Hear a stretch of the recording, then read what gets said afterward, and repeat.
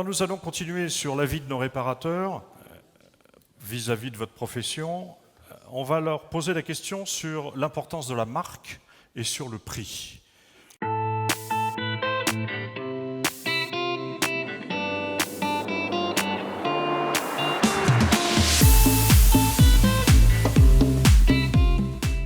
Ben oui, les marques, c'est important parce que bon, on n'a pas le droit de monter n'importe quoi. Donc là, mon fournisseur, c'est pareil, il me ramène des pièces qui sont montent sur les véhicules qui sont montés sur les chaînes, quoi, de n'importe quelle marque, quoi, hein. Ça, c'est très très important, hein. Déjà pour la qualité et puis pour la garantie que donne à notre client final après, quoi, hein. Pour moi, ça a une importance de qualité à la base. Après, il faut savoir le revendre au client quelque part. C'est lui qui décide si effectivement il veut de la pièce de marque un peu plus chère ou alors de la pièce multimarque où on a un coût en général plus bas. Aujourd'hui, les marques, c'est important, oui. Pourquoi? Parce que notre fournisseur s'engage aussi à faire de bonnes marques, je pense, et puisqu'on a peu de garantie. Et quand il y a garantie est faite et suivie grâce à notre fournisseur de proximité. Oui, c'est important. Le client fait attention, on ne veut pas avoir des pièces pas chères, pas longtemps, on n'est pas pour ça. Les marques sont très importantes. Les clients nous demandent les pièces, l'origine des pièces, donc ils veulent avoir quand même un nom sur la pièce. Oui, les marques sont importantes pour nous. Nos clients nous demandent, surtout savoir si c'est de la marque, si c'est de la bonne qualité. Donc pour les pièces, c'est assez important. Ouais. La marque compte pas forcément pour moi, non. Ce qui compte surtout, avant tout, c'est que la pièce soit équivalente à celle d'origine, mais qu'elle ait surtout la garantie 1 an, comme celle au constructeur. Voilà.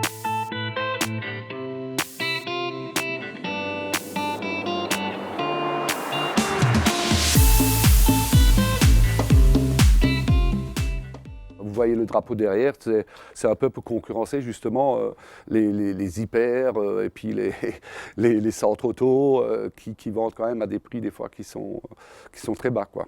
Pour ce qui est les marques d'enseigne comme AD ou Eurorépar ou Motrio de chez Renault, non, je ne travaille pas avec ce genre de pièces. Je sais que des fois j'ai des clients qui me demandent des pièces un peu moins chères. Je préfère leur faire une petite remise sur la pièce de qualité que plutôt de leur vendre une pièce de deuxième ligne. Les marques d'enseigne sont importantes, oui, pour une certaine catégorie de clients, effectivement, ou pour un parc de véhicules qui est un peu plus âgé. Là, à un moment donné, le client il se pose la question argent et plus forcément qualité ou durée. Les produits de marque dérivés, ce n'est pas trop notre tasse de thé. Les clients préfèrent quand même des marques connues, citées par les médias, citées par les radios, que des marques comme AD, quoi. On vend très peu de marques de distribution, parce qu'en général, je préfère la qualité, donc je préfère prendre une marque que le client connaisse. Je ne vous fournis pas en pièces de marque de distribution ou d'enseigne. Je reste avec les pièces de constructeurs et les pièces de gros groupes de constructeurs de pièces pour leur qualité. Oui, je monte des marques d'enseigne, surtout sur les véhicules qui ont plus de 10 ans. Donc ça ne vaut pas le coup de mettre des pièces extrêmement chères pour exactement la même qualité et la même garantie. Donc oui, j'en monte effectivement. Nous utilisons les marques de distribution pour le dépannage en cas d'indisponibilité ou pour des questions de coût sur certains véhicules qui ne justifient pas une dépense supplémentaire par rapport à la marque. Mais les clients ils sont parfaitement informés de l'utilisation de ces marques. On a effectivement une marque qu'on a créée avec nos fournisseurs a créé, qu'on distribue, mais c'est pas une enseigne, c'est plutôt vraiment au nom du garagiste. Alors, question de qualité de pièces au niveau de mon distributeur, tous les véhicules qui ont moins de 2 ans, qui sont sous garantie, je prends donc des pièces d'origine constructeur. Et pour les véhicules qui ont plus de 2 ans, donc qui ne sont plus sous garantie constructeur, je prends donc dans les boîtes équipementiers type Origine Auto ou AD.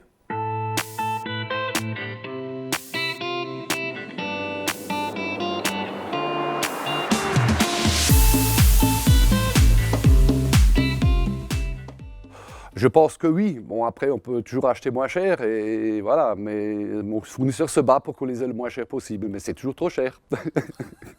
Nos pièces sont payées au bon prix Les clients, forcément, c'est toujours trop cher. Mais on ne peut pas se battre avec des gens d'Internet.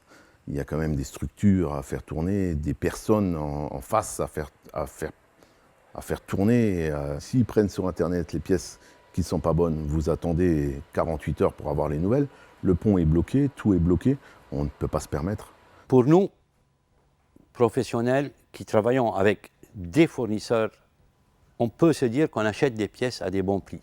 Mais on a certains clients qui viennent avec des pièces achetées sur Internet qui défient toute concurrence. Et notre distributeur, on le comprend, il faut qu'ils vendent à ce prix-là pour qu'ils puissent continuer à exister. Je pense que je paye les pièces au bon prix. Simplement, il est normal que le distributeur ou le grossiste ait aussi sa marge sur les pièces. Lui, il va investir dans un stock, il va investir aussi dans une organisation pour pouvoir avoir des pièces disponibles rapidement, avoir des rotations. Donc il est normal que la marge soit aussi partagée avec les grossistes et distributeurs. Justement, est-ce qu'on achète les pièces au bon prix? Je ne suis pas sûre. Je pense qu'il y a beaucoup d'intermédiaires et qui fait qu'à la fin, les prix sont pas toujours très corrects pour le client. Je pense pour moi que je paye les pièces au bon prix en tant que professionnel. Maintenant, quand on voit les prix d'Internet, genre Oscaro, effectivement, c'est des prix imbattables. Même nous, avec nos remises, on n'y arrive pas. Mais eux, c'est des sociétés nationales qui achètent que du gros. Donc forcément, nous et notre distributeur n'arriveront jamais à toucher à ce prix-là les pièces. Je pense que c'est intéressant pour vous, équipementiers, Monsieur Védrine, de voir que les garagistes sont toujours attachés à la marque, globalement.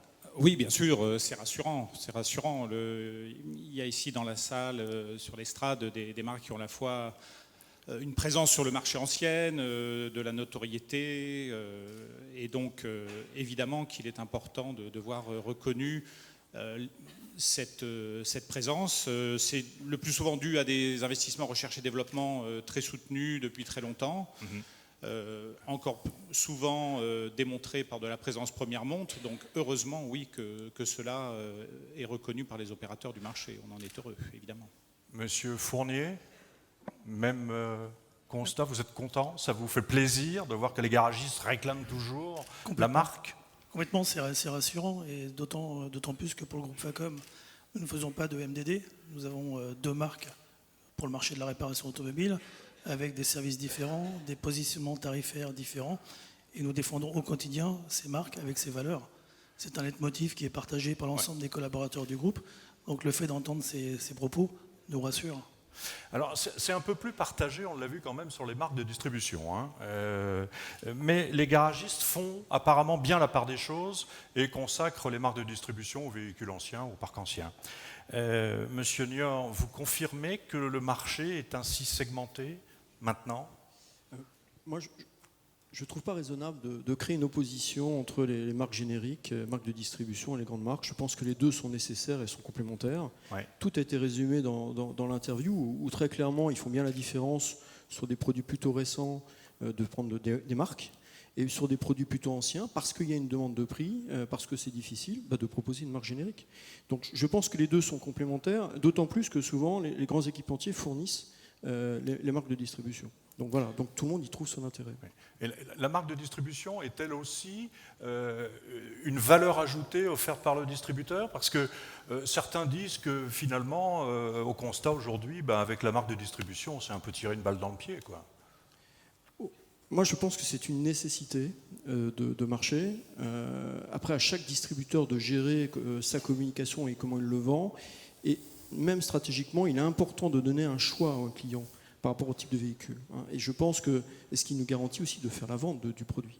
Donc non, je pense que ça me paraît tout à fait raisonnable. Alors les prix. Alors là aussi, c'est une bonne surprise. J'ai l'impression que tous les garagistes disent on paye les pièces au bon prix. C'est quand même aussi pour moi une bonne nouvelle. Peut-être pour vous, ce n'est pas une surprise. Qui veut répondre? Je peux réagir. Sur la partie prix, j'ai commencé à en parler tout à l'heure.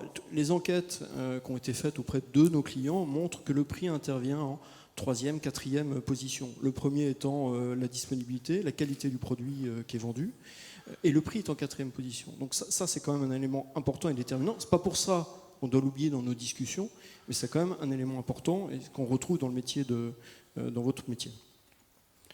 Monsieur Ferron ? Oui, c'est vrai que le prix est important. Je voulais simplement revenir juste avant par rapport aux marques d'équipementiers. C'était très intéressant dans ce qu'on a vu, les interviews des réparateurs. Il me semble que c'est vrai qu'il faut impérativement défendre, et nous en tant que distributeurs, être les porte-étendards des équipementiers demain. Mais ce qu'il ne faut pas oublier non plus, c'est qu'il y a une paupérisation des clients, de nos clients, et qu'on est obligé, comme le disait Jean-François, d'avoir ces marques, parce que si demain on ne les a pas, on va se couper d'une partie de notre chiffre d'affaires. Et aujourd'hui, il faut, je crois, répondre à toutes les strates des demandes de nos clients en répondant à la gamme la plus large possible aujourd'hui, en étant aussi bien en produits équipementiers que des marques MDD. Et ça, c'est un impératif. L'autre chose concernant le prix, c'est vrai qu'il est déterminant, mais je pense qu'il y a aussi un autre facteur, et c'est à nous, distributeurs, avec l'aide de nos équipementiers, de se dire que est-ce que ce n'est que le prix de la pièce qui est important dans une facture finale. Je pense qu'aujourd'hui, le tarif de la main-d'œuvre de nos clients réparateurs n'est pas vendu au mais le client, lui, maintenant, il est un petit peu informé quand même. Hein. Oui, avant, il ne l'était pas, aujourd'hui. Je pense qu'aujourd'hui, il y a un rattrapage qui se fait avec nos clients sur la valeur de la pièce, où il est obligé de prendre une marge importante, et ils ne vendent pas assez bien son produit main-d'œuvre, son véritable travail. Et je pense que le vrai problème, il est là. Monsieur Tierciolin, vous voulez ajouter J'avais une quelque chose ? petite remarque qui m'a surpris dans les interviews des garagistes, c'est qu'aucun ne fait vraiment la distinction entre la pièce d'origine, celle qui est fabriquée par l'équipementier, et la pièce du constructeur, qui n'est pas forcément d'ailleurs une pièce d'origine, des fois, qui est une pièce adaptable dans une boîte. Et là, je vois que la confusion est encore existante. C'est la notion de qualité équivalente qui est un petit peu nivelée. Oui, tout à fait.